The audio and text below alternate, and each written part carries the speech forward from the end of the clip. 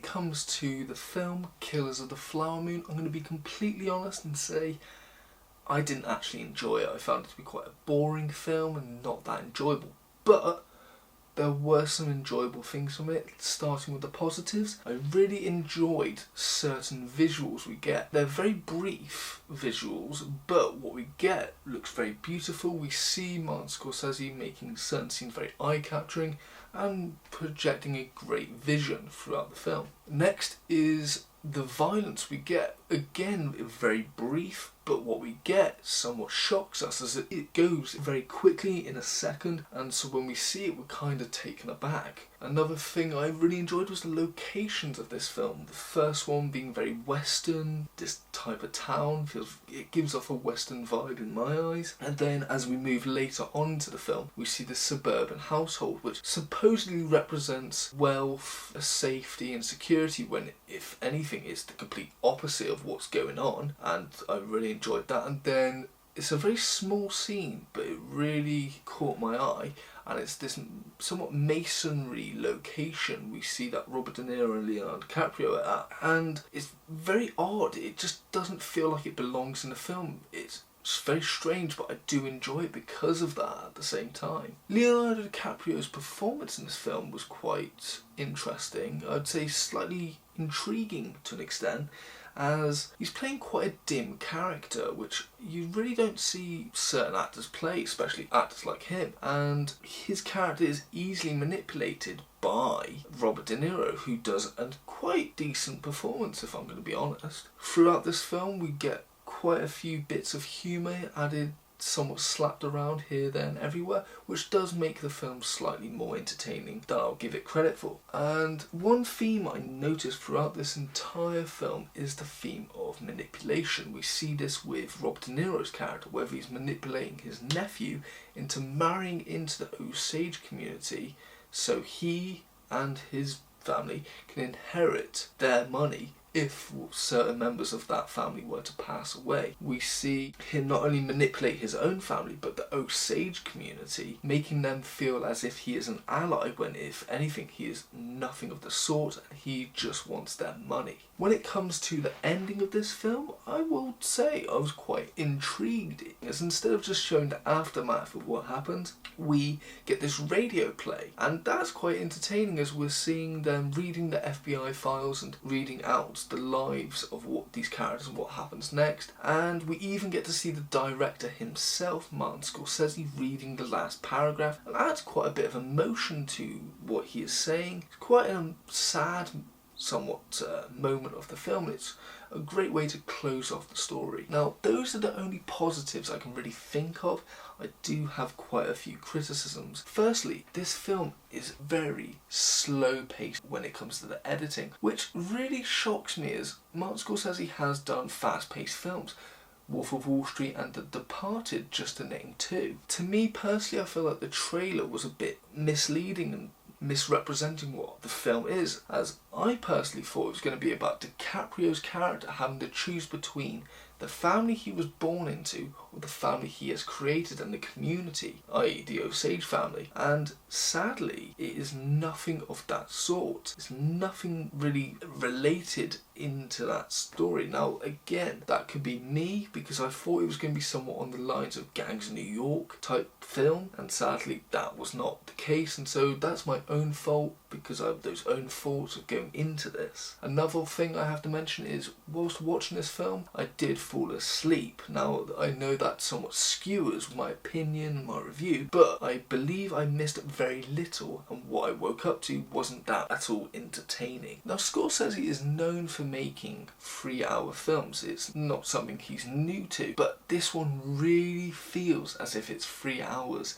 As not only from the pace, the somewhat dull storyline that he could have made much more entertaining, but sadly he didn't, and just the whole pacing of the film just feels so slow. We as an audience have to suffer through these long unnecessary takes, which he could have easily taken a knife to and just trimmed, and I just think it's a bit of an arrogant move to put out a film with this long. When watching it, you know you could make so many cuts and trim this down. I think it's slightly insulting to your audience. Scorsese is known for his soundtracks as well within these films. Never mattering what decade or where it's set, he always has a great soundtrack in mind, and this film, to me, lacks that completely, and it really shows, as it makes the film feel even longer than it actually is. The acting in this film is quite disappointing as well, as it's not terrible, obviously. We've got great actors, but it's nothing special. It's nothing that's going to make me go back and watch this film, personally speaking, which is a shame, as it's Robert De Niro and Leonardo DiCaprio who, when usually working with Martin Scorsese,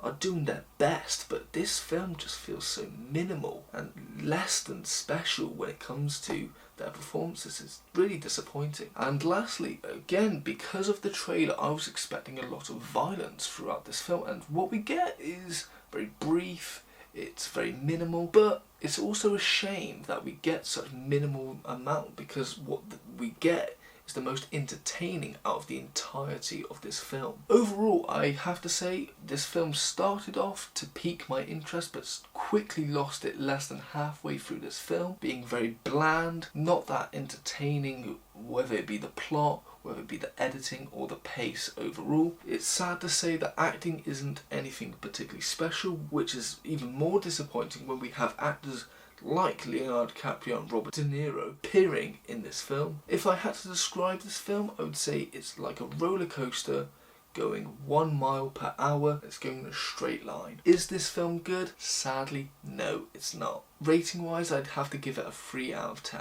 When it comes to the question of would I rewatch it, the answer is maybe. It's not a definite no, but I would probably see myself going back to it in 5 years' time, only to see if my opinion still stands, and if I validate it, and maybe to check out the scenes that I fell asleep through to see if it really adds to the film. But if I'm being really honest, I fell asleep for like maybe 5 minutes, maybe even less than that. So I don't know if what rewatching is going to change it. Now, when it comes to recommendations, Martin Scorsese has a great body of work that is not to be denied. I'm going to recommend a few of my favourites, the first being The Departed, which not only has an amazing cast, but a very hooking story as well. My next recommendation is a film that I have talked about quite some time. I have recommended it in the past, that being The Wolf of Wall Street. Like the previous recommendation, it has a great cast. It has a really hooking story. My third recommendation is the film Goodfellas, which is probably my favourite gangster film of all time. It's got a great cast, a hooking story, great soundtrack, a great amount of violence, but also it really made an influence on the culture as a whole,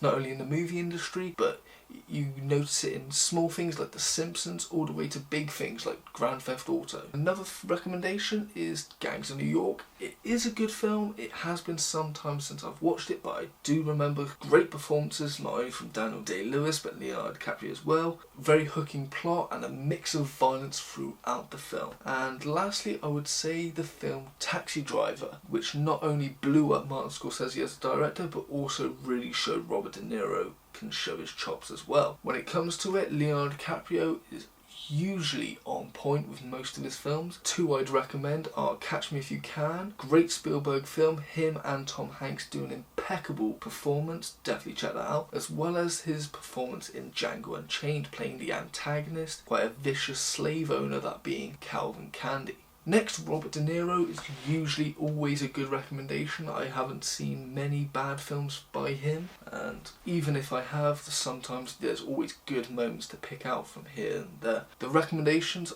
obviously, I would start with Kings of Comedy. He plays this slightly disturbed stalker with thoughts of grandeur and fame. Definitely entertaining, you should check it out. And then for more action type film, I would recommend Heat, where it's one of my favourite bank robbery films. Not only that, but we get an amazing performance from not only him, but Val Kilmer and Al Pacino as well. And my last recommendation is his film that not only did he star in, but he also directed, that being A Bronx Tale, about a kid who somewhat gets hooked into the idea of working with the crime syndicate and really enjoys the idea of working with them. And De Niro plays the father's kid and tries his best to keep him on the straight and narrow. Those are my recommendations. This has been my review for Killers of the Flower Moon. Thank you for watching. If you have enjoyed, please like and subscribe, but most importantly, thank you and have a nice day.